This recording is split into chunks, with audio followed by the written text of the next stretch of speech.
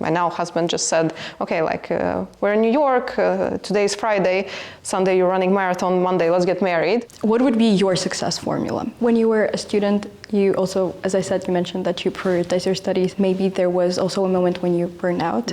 No, as a student, no. I anyhow try to get up early as I can to get at least 7 hours of sleep.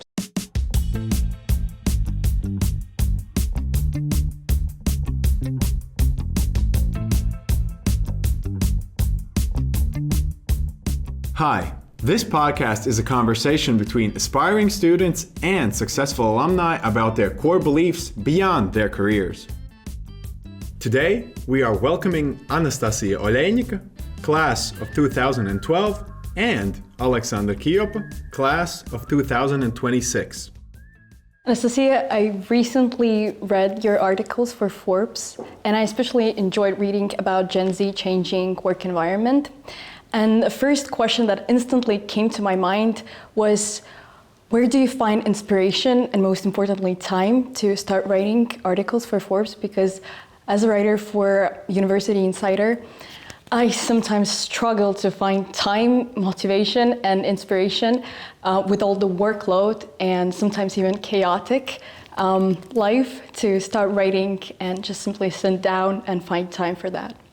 Oh, absolutely. Very good question. I can relate.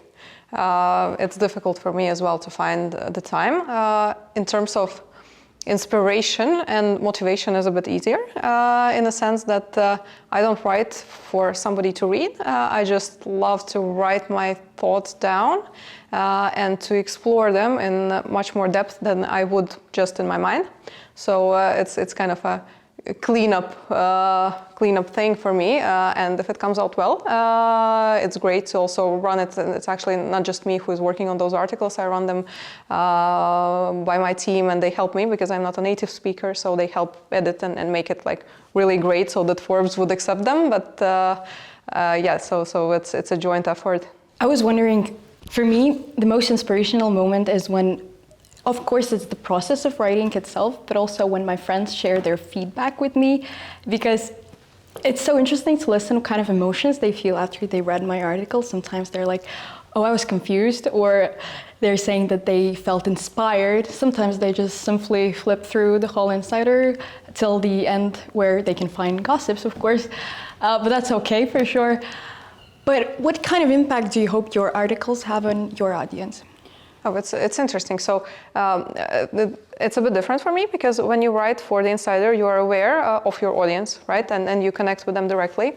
My articles are mostly going out to people that I don't know, right?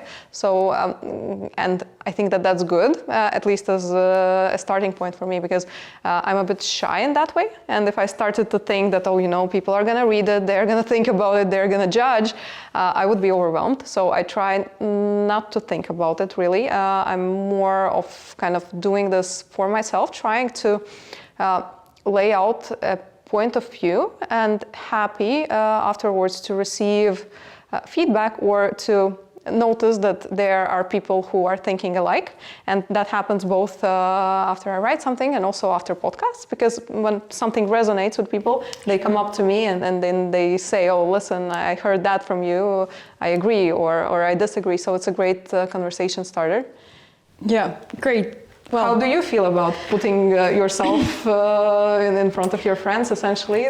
Well, at first it was difficult because I was thinking, God, I will be sharing my thoughts, my ideas with large audience, and I was afraid of that. But actually, when I got into the process and when I started to write and share with audience those stories, I felt satisfaction, as I mentioned, because I received this mostly positive feedback about my articles, which I was really grateful. So when you receive this feedback, I believe you really get inspired by that, and you have new ideas, and you're not afraid to share your thoughts with your audience. So that's the best part, I guess, of writing for me. But are there any upcoming topics that you would like to share with your audience in the future? No, not at the moment. Not at the moment because of the busy work schedule. Sure. So. Yeah, I believe that balancing your responsibilities as a CEO of Printify with your writing commitments, with your hobbies, with sport, with personal life, does require strong organizational skills. Oh, definitely. And I remember when you had a guest lecture within one of our courses, you mentioned your productive morning routine and some of the tools that you use to stay productive and motivated throughout the day to keep up with the workload. But I would like us to go back to your student time when you were a student and share with us what was your way of organizing your life, which was similarly filled with lots of responsibilities. How did you manage to maintain this balance between your personal life, studies, rest, and... I didn't. I definitely didn't. Well, I expected. there are some things that kind of have been basically the supporting forces in my life that have helped me through, which has been always dedicating enough time to sleep and early mornings. Yeah. But then again, I'm also aware that that's just the way I am. Like even now, it's not that I'm pushing myself to, get up early and then be productive. It's that I notice that if I do the most important work early on in the day, it's coming easier to me. Some people have productive evenings, and that's completely okay, right? But during university times, there was little balance, and I kind of blocked out my fear of missing out. I definitely didn't enjoy socializing with my course mates as much as I could. Just prioritizing the studies and putting my effort there. Okay. Well, yeah, because for me, I guess how I survived the first year of studies was that, I also did prioritization. I think that's a very effective method. I started with most crucial, with most urgent tasks, and then slowly moved to less critical ones. But another one was, I'd say, spending time in nature, because it helps you to recharge. And you also mentioned that you live in Jurmala. So how do you start your mornings? What's your morning routine? It depends on how much work I have, right? I anyhow try to get up early as I can to get at least 7 hours of sleep. So kind of I understand at what time I'm going to bed, then I count 7 hours, and then I put an alarm like 7.5 hours, and that's about the time that I would wake up naturally as well. And then if I have a lot of work, I'll straight away, like be it 6 a.m., 6:30, go without breakfast, just, brush my teeth and go work and have a long focus session of like 1.5 to 2 hours. Then I take a break, which is usually for a walk, for a run, for breakfast, and then I go back and continue working. If it's a bit more relaxed and I can afford to start it differently, or I wake up feeling not so focused and maybe like not so energized, then I do it the other way around. I'll go out for a walk near the seaside, get some sunlight, maybe for a run, but I wouldn't push myself too hard in the morning because like as I said, whatever you do first and wherever you pour your energy into, kind of you spend it, right? And the rest remains for the rest of the day. Either one or the other. Well, your morning routine sounds extremely productive. Do you wake up early? Actually, yeah. I prefer to wake up early. As you mentioned, I feel the most productive. And sometimes when I understand that the next day will be filled with different tasks, I force myself to wake up early because I will manage to do way more things than I could if I, woke up at 9 or later. But getting back to SSE, you mentioned that you prioritized your studies. And with SSE, I believe, we do study hard, which is, for me, the best part, because you receive so much knowledge and you meet incredible people.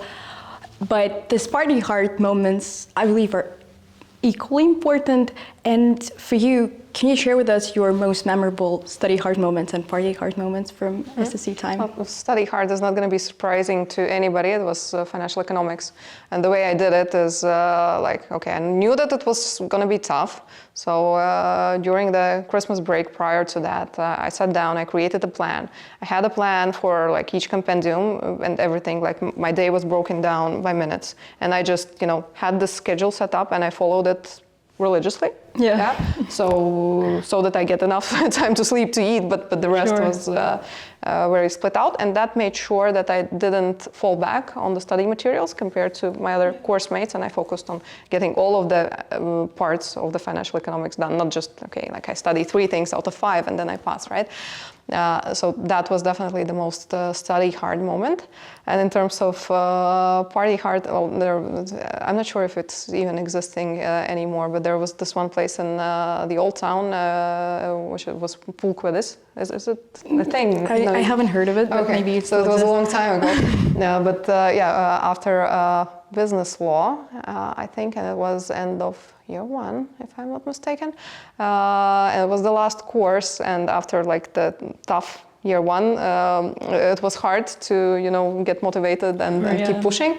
So that was the only one time where once I went to university, not having slept at home. So we went out with the course mates, we watched some movies, and then straight away I went back to school. Yeah, it feels different to study the next day when you were partying all the night and haven't slept. But speaking of your current role as a CEO and as a leader of a team, you definitely face numerous responsibilities daily, one of them being decision making. And our decisions are definitely influenced by many factors, but there is this one component called intuition. And for me, it's a tricky one because you can so easily confuse it with emotions, wishful thinking, past experience, especially if it's negative experience. For you, do you rely on intuition when you are making serious, really important decisions? Do you think that it's even worthwhile relying on it? So, very good question. When I'm making life decisions, it's only intuition. Okay. And it's a battle inside my head, but eventually it's always intuition. Yeah, same as choosing the university to go to. I kind of had made up my mind to go to Rotterdam. Was it School of Economics or Erasmus University, something like that. But then kind of when the acceptance letter from SSE arrived and I just felt, no, I'm going here, I'm going to study here. So that was purely intuition. Same with some other major life decisions, like getting married was completely out of nowhere. My now husband just said, okay, we're in New York, today's Friday, Sunday you're running marathon, Monday let's get married. Wow. Right? It was I didn't have time to think. I just said, how do I feel about this? Okay, yes, let's do it, right? But in business, it's a bit different, and especially until some specific point in your career. That's why, and it's much easier for me to rely on my brain and rely on logics. So in business, I try to make decisions based on data, based on insights. Also being conscious that it's impossible to get perfect data, right? So at some point you just need to understand that, okay, getting more informed is going to cost you more than just making a decision now. Then there is also this concept from Jeff Bezos and Amazon, which is about the types of decisions. So there are two-way doors and one-way doors. Okay. And when you make a decision that is a two-way door where you can, go out and then if you realize it's not the right one, you can go back in and change the course. Those decisions should be made more easily and quicker. And when it's a one-way door, that requires a bit more, thinking behind this. But as you progress in your career and as the responsibility grows and you start being responsible for the whole company's evolution, intuition becomes more important. And that is why, because you cannot decide how the growth is going to happen, right? But I was thinking about the intuition. For you, is it more you consider your intuition more as some inner voice that is telling you, yeah, this is going to be right, go for it, or no, don't do it, or it's more like your accumulated past experience that you kind of feel that it's the right way to go? When I speak about intuition now, I'd say that it's just whatever feels right. Okay. Whether it's a result of past experience, childhood traumas, fears, things that we like, the probabilities that the brain could be calculating in the background, probably that is about it, right? But it's so unconscious that it's very, very hard to tell. Okay, but for example, this is a very extreme example. If you're in a meeting with your colleagues and all of your colleagues are telling you, this is the right decision, go for it, and you kind of agree, but you also feel this inner voice, your intuition, and it tells you, no, it's not the right. You have this bad feeling. You can't really explain it. You can't really justify or have any proof that I shouldn't. That's a very theoretical situation. That's a clear example. No, real business decisions don't happen like that. There's always argumentation and data, right? And then they are mostly two-way doors. So you can decide that, okay, let's try to do it this way. Let's measure the result in 3 months, and then let's decide to commit more resource to something, right? So what you're referring to would be a very unusual situation in the business environment. Yeah, I see. But while we are on the topic of your career, I would like us to talk about success in general. I believe that from different corners of internet, we usually have we see this very basic success formula that it consists of 2 factors, passion for your work and believe in yourself. What would be your success formula? I'd say leading a meaningful life. And that can mean different things for different people. For somebody, and it's not about work, right? For somebody, meaningful life can be family life. For somebody, meaningful life can be to discover something meaningful for the society or the environment or in healthcare. So I think it's important to listen to yourself, to understand what is meaningful to you, and then to understand what would make you feel good and successful in whatever you prioritize, and not follow some generic formulas because people are so different. Sure. But looking back at your life when you were a student, you definitely had some perception of what success might be. Is it different from what you understand and see how success looks now? Did you have different thoughts back then? Definitely, yeah. I think the kind of when you're a student, you are kind of arriving at that moment in the university, having thought only about, okay, how do I study? What do I do? What is my career going to be next? So your whole life is pretty narrowed down around that career progression. Yeah. For me personally, success would have been much probably more, how to say, humble than where I am at the moment. So it was never my aspiration during university years to be a CEO of an international company, just because I think I didn't have that much of a self-confidence. I never thought that that could be possible. So it was more about, working hard, feeling financial stability, and probably also at that point having that respect from peers that I have achieved something. Nowadays, I would look at it completely differently. As I said, like ticking the boxes doesn't ultimately result in you feeling good about yourself. Definitely. It requires something more than that, and it's up to everybody to figure it out once they grow up and start achieving things they thought that would make their life better. Yeah, I definitely agree, but you mentioned that you didn't feel that self-confident. Mm-hmm. Has your studies at SSE changed you somehow, maybe given you more confidence or something somehow changed you throughout these years of studies? Definitely. I think SSE is a great place in the sense that, you gather the best students out there. potentially, and being in the same room and being evaluated together with the other students who are the brightest or amongst the brightest definitely does fuel one's self-confidence. At the same time, I think one more thing that's important about the SSE is that it's a very equitable society, in the sense that it doesn't matter where you come from, it doesn't matter how you look, it doesn't matter like I don't know what language you speak, and if you're a boy or a girl, you are evaluated based on merit, and that was a big strengthening factor for me as I progressed, because I didn't see, even though I didn't think about where I'm going and what I want to achieve, I didn't really see any limitations on my way. So I felt that if I work hard, I can do anything.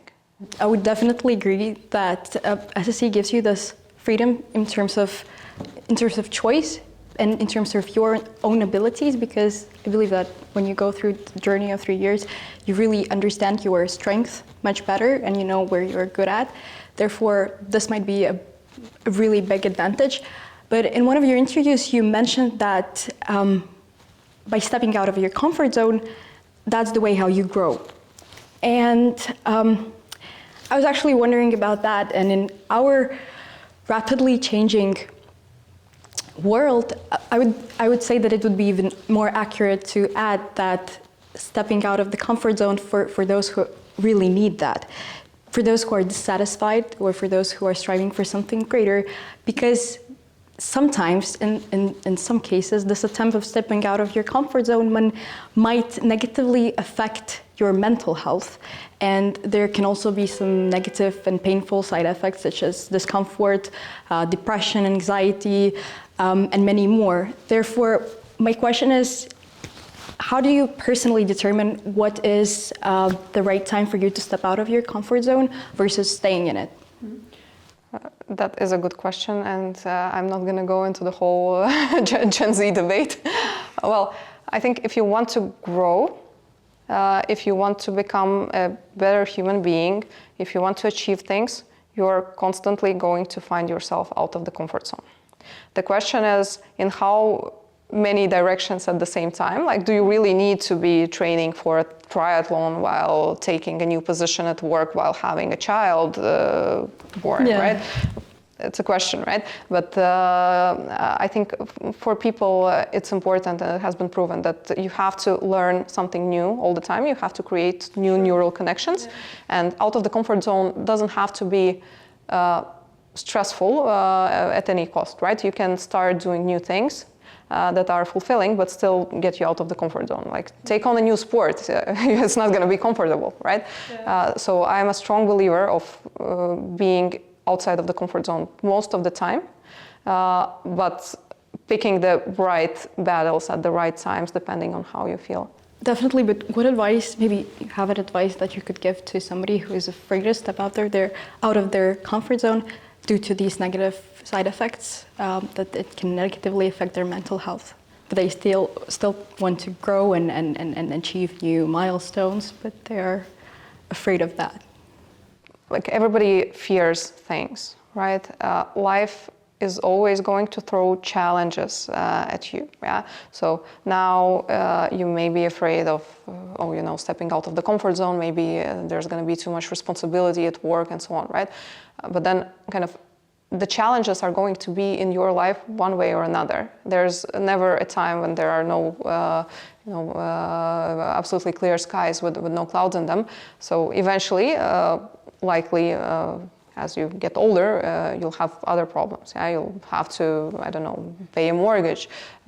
Somebody, like your pet, will get sick. Then with time you will age. Maybe you will not be able to, enjoy sports or your life as much as you had in the past. So I think it's kind of accepting that life isn't supposed to be comfortable, right? And it hasn't been for humans ever. And that's why we are where we are now, the strongest species that has evolved so much. So it's either accepting, if you can accept, a more humble, less ambitious life, and some can. For some, this is right. But if you have that fire within you that says that, I want something more. I have that ambition. Yeah. Then it's I think more about working on your boundaries and working with your psyche so that the external things that will come on your way anyhow, whatever you do, right? So that they don't affect you so deeply. In one of your interviews, you mentioned that because I believe that one of the side effects of stepping out of your comfort zone is also a burnout. And you mentioned previously that a burnout can happen in two cases. One case is that when you don't have control over things, and the second is when you can't achieve something that you're aiming for despite your effort. Can you describe a moment when you had a burnout and how did you overcome it? Yeah, absolutely. I think like theoretically there are more. I think there were 3 causes for burnout, but I won't remember them at this point. I've had burnout on 2 occasions, yeah, where one was COVID, the other was Russian war, and both are things that are outside of our control, and they undermined what I was working for very, very much, right? So you have one plan, you're focused on business, you're focused on like one thing, and then suddenly you're worried about your health in general, about your safety in general. So that was pretty tough for me. In terms of overcoming, I think, well, I'm a big believer in therapy. So I've been in therapy for many years, and I look at it as a kind of self-hygiene thing, where I just dedicate time once or twice a week to think. Otherwise, it's often hard to find time in the hectic life that at least I'm leading. And thinking through all of the scenarios, thinking through what is causing the negative feelings, and thinking on how to maybe restructure the day-to-day and my life in general and longer term in order for those kind of external factors not to have so much impact. But when you were a student, you also, as I said, you mentioned that you prioritize your studies more, and definitely, I'm not sure, but maybe there was also a moment when you burned out. No, as a student, no. Studying, to me at least, it came easy, right? Okay. Because I didn't have any other distractions. So the goal was clear, the feedback was fast. I knew exactly what to do. I knew how much time I had. So it was like the perfect control situation for me, right? Okay. So there are study materials, there is an exam in a certain number of days. You just figure out the most effective way to study, and then you do it. Okay, well, that's good to hear. That's great. But are you feeling differently about studies? I would say that I'm very motivated to study because all things that we are studying are interesting, and that's the biggest motivator for me. Yes, there are tough times when you feel that studies are challenging and when you feel that you don't get something, but I believe that this biggest thing that motivates me is knowledge that I receive, and here at SSE, knowledge is always presented in most interesting way. That's why, yeah, I guess this thing that I feel that it interests me, this is something that fuels me and helps me to push through even through the hard moments. But as I finished only first year, and I guess the most challenging things are only ahead of me during second year studies and third year studies. But I truly hope that this interest is gonna carry me through these 2 years in the same manner as it was during the first year. And I was wondering, could you describe your feelings when you had this made it moment, when you felt that you made it, that you succeeded, what you were aiming for, what emotions you felt? I guess I've had a few moments like that. Mostly they have been related to my career progression.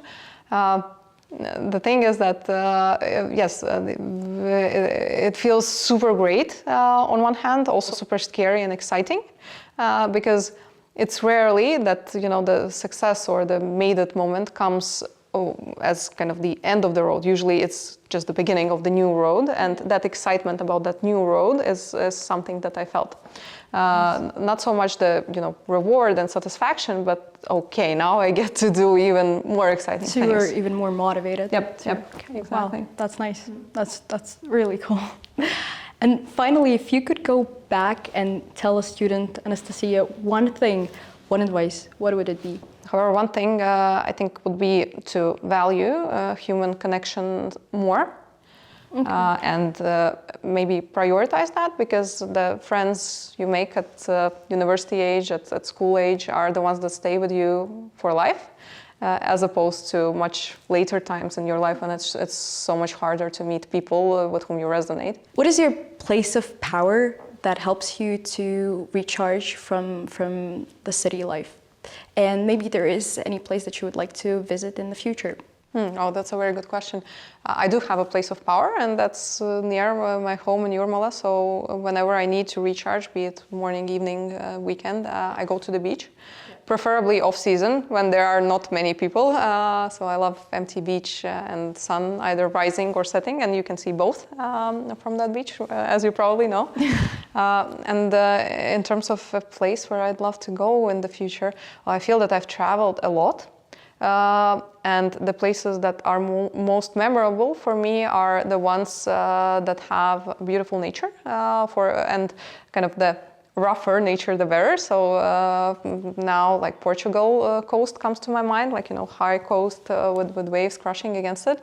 So I guess something along those lines I'd need to explore, and then I can tell you. Okay. What about you? What's your place of power? I would say the same, that my place of power would be Jūrmala, and it does really help to recharge, especially during tough studies. I love to study there, and especially somewhere in the nature when it's not cold, for sure. But place I would like to visit, actually I haven't thought about it a lot, but somewhere near the ocean, I guess. Because as I grew up in Jūrmala, all I actually love from all the waters is the sea and water. So I would love to be somewhere near the water. So definitely I would love to visit something that is with water. Maybe Portugal. Maybe Portugal as well. Well, thank you so much for coming today, and thank you so much for spending your time with us. It was a pleasure talking to you and having a conversation. No, thank you for having me. I enjoyed it. Nice.